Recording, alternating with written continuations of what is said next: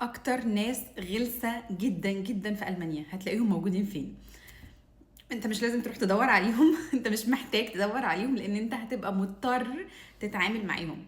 وانا بتكلم عن الناس اللي بتبقى شغاله ك ريسبشنست في اي عياده، بتروح عند دكتور براكسس.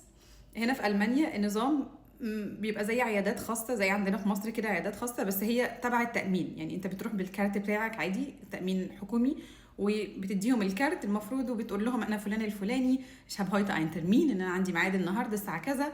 فبيدوا لك حاجه اسمها فراجابوجن اكليرونجز، بتمضي بتكتب بياناتك، انت عندك اي ديزيز قبل كده، الهيستوري بتاعتك، لو كنت عيان قبل كده بتاخد علاج معين، الكونديشن بتاعتك، سنك، طولك، الحاجات دي كلها، يعني معلوماتك الشخصيه بتديها لهم وبس. وبعد كده بتقعد في اوضه الانتظار تستنى دورك لحد ما ينادوا عليك عشان تدخل الدكتور.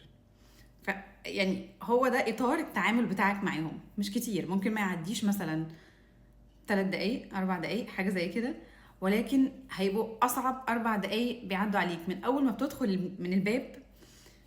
انت اصلا جاي عيان، يعني انت جاي عيان مستني حد يطبطب عليك يقول لك سلامتك ان شاء الله انت كويس هتخف، حتى هتبقى احسن، اي حاجه من الحاجات الكويسه الواحد يعني ايجابيه الواحد عايز يسمعها وهو تعبان. غالبا مش بيحصل الكلام ده بجد.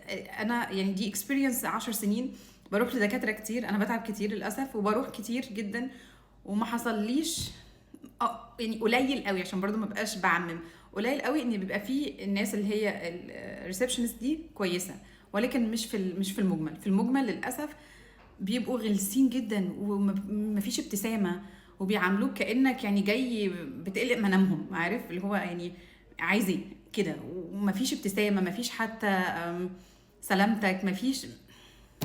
واحنا في المانيا عموما الناس بارده، يعني هنا الناس ما عندهاش حته المشاعر دي، ان هو يعني وخصوصا لما يعرفكش فما عندوش مشكله، يعني مش هيهتم قوي لحالتك يعني العاطفيه. ولكن في النهايه مفيش حتى ابتسامه، انت بتعمل وظيفه، يعني ابتسم في وش العيان اللي جاي لك خالص.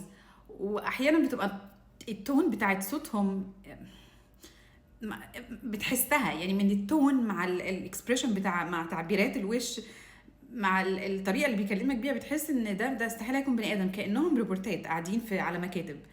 ف حصل لي معاهم اكتر من موقف بصراحه انا يعني مش فاهمه ازاي يعني، لان في اغلب العيادات اللي انا بقول لكم عليها دي، الناس اللي هي ريسبشنست مش كويسين، الدكاتره كويسين جدا جدا، تلاقي الدكتور لطيف وبيبتسم وبيقعد وبيسمعك وما اعرفش ايه، وحد كويس. ولكن الست اللي شغاله عنده بره في المكتب، اعوذ بالله،